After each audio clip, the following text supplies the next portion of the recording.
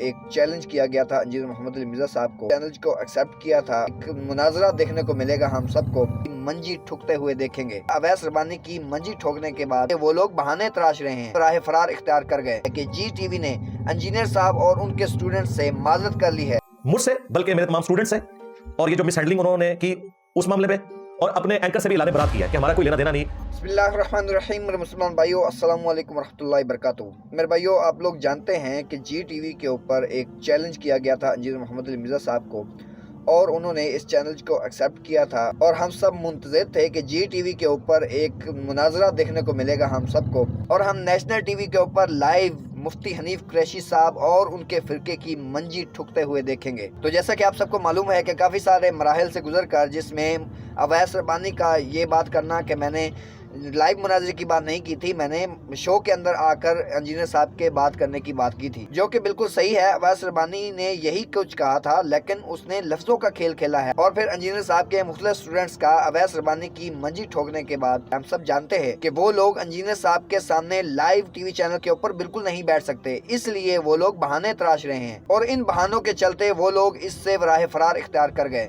तो इंजीनियर साहब ने जी टीवी को एक ईमेल सेंड की थी इस हवाले से कि मुझे कंसर्न है कि तुम लोग मुझे कब बुला रहे हो लाइव टीवी के ऊपर, ताकि मैं खत्म नबूवत का मुकदमा पेश कर सकूं। तो आज जो अली भाई की वीडियो आई है उसके अंदर उन्होंने तफसीलन ये बात बताई है कि जी टीवी ने इंजीनियर साहब और उनके स्टूडेंट से माजरत कर ली है, इस हवाले से कि जो इस सारे मामले में उनको परेशानी का सामना करना पड़ा है। तो जवाब इसका आया जी 29 मार्च को। ये जवाब आप खुद सुने और फिर फैसला करें कि जी टीवी वालों ने ना सिर्फ माजरत की है मुझसे, बल्कि मेरे तमाम स्टूडेंट्स हैं, और ये जो मिसहैंडलिंग उन्होंने की उस मामले में, और अपने एंकर से भी इलाने बरात किया कि हमारा कोई लेना देना नहीं, हमारी कंपनी की ये पॉलिसी नहीं है जो कुछ इसने ये हरकत करने की कोशिश की। जवाब आया जी, dear sir, concerning the debate challenge on March 21, 2024 10 Ramzan at our Islamic show Irfan Ramzan. वो कहते हैं कि ये जो आपको कंसर्न था ना, जो इरफान रमजान प्रोग्राम के अंदर ओपन चैलेंज किया गया 21 मार्च 2024 को 10 रमजान मुबारक के दिन हमारे इस्लामिक शो इरफान रमजान में, an open debate challenge was put forth during the live transmission. वो कहते हैं कि एक ओपन चैलेंज एक लाइव ट्रांसमिशन में चला गया आपके लिए, which was not in accordance with the companies policy. ये जुमला आपने गौर से सुनना है। वो कहते हैं ये जो हरकत हुई, ये हमारे जो जी टीवी की कंपनी यानी जो ये पूरा निजाम चला रही है, ये उनके साथ मुताबिकत नहीं रखती थी। ये एंकर ने अपनी तरफ से खुद ही लुचफराई कर लिया था, लेकिन वो क्योंकि लाइव था वो लुचफराई हो गया। और मैंने आपको बताया इसके बाद इन लोगों ने मिन्नतें मारी हैं। जो इनसे पहले मिसहैंडलिंग हुई वो चिश्ती सुल्ला वाली डिबेट, जो कारी खलील वाली वीडियो डिलीट कराने की कोशिश की, जिसके बाद फिर मैंने तो सामने आना था, लेकिन अब मामला बिगड़ चुका था। वो कहते हैं हमारी ये कंपनी पॉलिसी के साथ मैच नहीं करता, एंड अनफॉर्चुनेटली वो कहते हैं बदकिस्मती के साथ ये जो भी एपिसोड हुआ कि ये लाइव चैलेंज दे दिया गया, led to your concern and your followers concerns. वो कहते हैं इस चीज ने आपको और आपके स्टूडेंट्स को, उन्होंने तो फॉलो लिखा जा रहा है, हम तो खुद रसूलुल्लाह को फॉलो करते हैं सल्लल्लाहु अलैहि वसल्लम, स्टूडेंट्स हैं, आप और आपके स्टूडेंट्स को इसकी वजह से एक तकलीफ उठानी पड़ी है, उनका कंसर्न हुआ है इस मामले में। ये बदकिस्मती है हमारे लिए due to certain religious sensitivity. वो कहते हैं कि जो ये एक मजहबी टॉपिक की हसासियत है, एक नाजुक टॉपिक है, मुझे पता है कि ये ऑनलाइन किस तरह डिस्कस करेंगे, इनका फिरके मर जाना है, फिर तो बाकियों ने इनको छोड़ना कि भाई ये क्या हमारे फिरके की मौत करवा रहे हो इंजीनियर साहब के हाथों। दूसरी तरफ कैमरा से भी नोटिस आ सकता था, ये भी उनको डर था। तो कहते हैं ये जो हसास मामला है, the required live debate challenge can not be through as per the company policy. वो कहते हैं इस तरह का कोई लाइव प्रोग्राम हम नहीं चला सकते, कंपनी पॉलिसी इसको सपोर्ट नहीं करती। यानी कि उन्होंने हमसे भी माजरत की और अपने एंकर के उस चैलेंज से खुद ही हाथ उठा लिया और कहा कि ये जाने और इंजीनियर साहब के स्टूडेंट्स जाने जो इसके साथ करना है। हाँ, इसकी वजह से आप देख रहे हैं उसका ज़हनी तवाज़ुन अब बिगड़ चुका है। हाँ, बिल्कुल मुकम्मल तौर पे इनको दीनी इंसान इस तरीके से रिएक्ट नहीं करता। और अगर ये समझते हैं कि मुझे इससे कोई तकलीफ होती है, नहीं जी, ये वीडियोस जितनी बनती है ना, मेरे जोश में और इजाफा होता है, मेरा तो खून बढ़ता है कि भाई मेरा तीर सही निशाने पे जाके लगे। हाँ, लोग अपने खिलाफ कमेंट्स पढ़ के ना डिप्रेस होते हैं, इन जैसे लोग मेरे खिलाफ वीडियोस भी आ जाना, मैं कहता हूं कि मुझे डिस्कस करें ताकि आपकी पब्लिक पूछे कि इंजीनियर कौन है जिसने तुम्हारी रातों की नींदें हराम की हैं, फिर वो हमारे जरिए रसूलुल्लाह के साथ जुड़ जाएंगे इंशाल्लाह सल्लल्लाहु अलैहि वसल्लम। वरना मुझे बताएं मैं इतनी पब्लिक को किस तरीके से दावत पहुंचा सकता था अपने छोटे से प्लेटफॉर्म से। आप में से जरा रियल टाइम लोग हाथ खड़ा करें ना, कितने लोग इस प्लेटफॉर्म से जुड़ने से पहले बरेलवी, देवबंदी, अहले हदीस या शिया थे?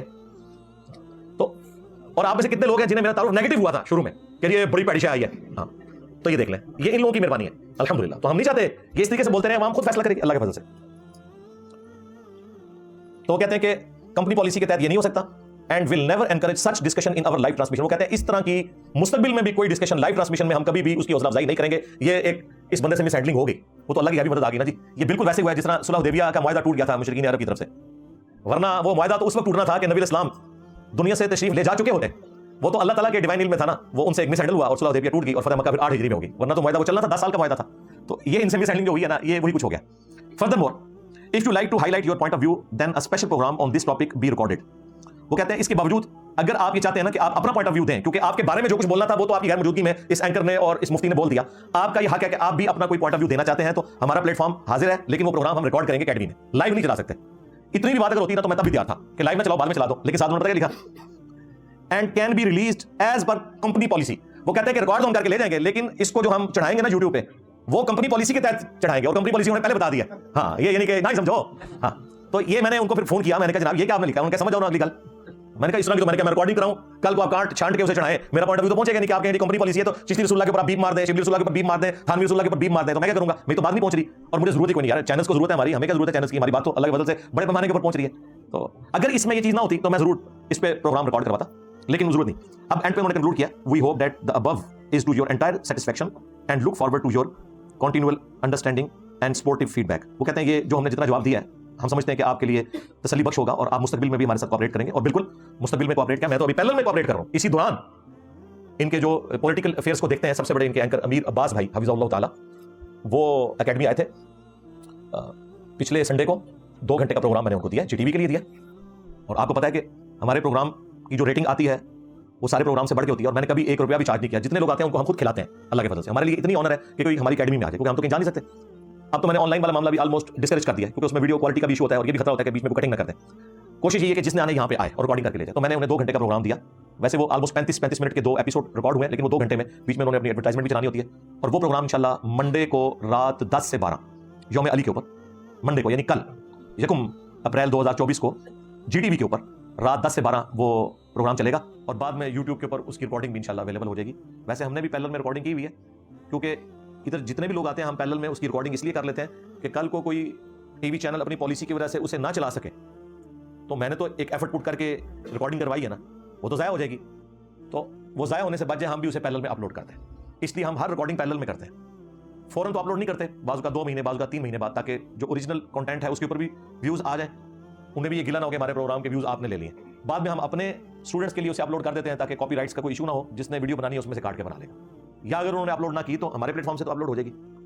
तो ये जनाब उनकी तरफ से ईमेल के बाद ये चैप्टर अब क्लोज है। जीटीवी से हमारा कोई इख्तलाफ या झगड़ा इस हवाले से नहीं है। जब उन्होंने अपने एंकर की हरकतों की वजह से खुद उससे हाथ उठा लिया और हमसे भी और हमारे स्टूडेंट से भी माजरत कर ली, इसके बाद मैं नहीं समझता कि कोई जीटीवी के साथ हमारा गिला रह गया। मेरे भाइयों, हम जीटीवी और उनकी इंतजामिया के इस एक्सक्यूज के बाद उनको स्केप रूट देते हैं, लेकिन अवैस रबानी और मुफ्ती हनीफ कुरैशी का मुहासबा जारी रहेगा। वो भाग लें जहां तक भाग सकते हैं, उनका पीछा इसी तरह से जारी रहेगा। तो मैं कहना चाहूंगा मुफ्ती हनीफ कुरैशी और अवैस रबानी से कि खुदारा तौबा कीजिए, उन गुस्ताखाना अकीदों और उन गुस्ताखाना इबादतों से इलाने बरात कीजिए, वरना यहाँ पर ये कौम आपको माफ नहीं करेगी, और क़यामत के रोज नबी सल्लल्लाहु अलैहि वसल्लम आपको माफ नहीं करेंगे। अल्लाह रब्बुल इज्जत आपको इस बात पर बिल्कुल माफ नहीं करेगा कि आपने नबी सल्लल्लाहु अलैहि वसल्लम के हक पर डाका मारने वाली गुस्ताखाना इबादतों को सपोर्ट किया। खुदारा तौबा कीजिए, आपको ये जख्म लग चुका है, और हम इंशाल्लाह आपके इस जख्म को कुरेदते रहेंगे जब तक आप इसके लिए मरहम का बंदोबस्त नहीं करते।